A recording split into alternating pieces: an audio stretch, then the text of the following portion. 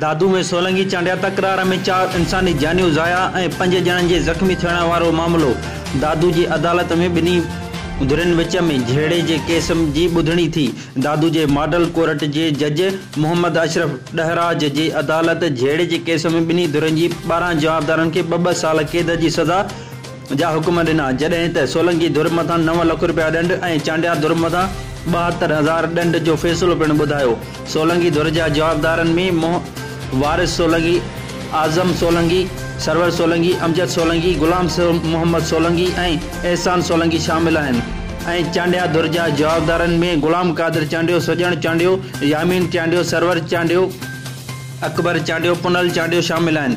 अदालती हुकुमनि बैदि ॿिन्ही धुरियुनि जी जवाबदारनि खे डिस्ट्रिक्ट जेल दादू मुंतक़िल कयो वियो।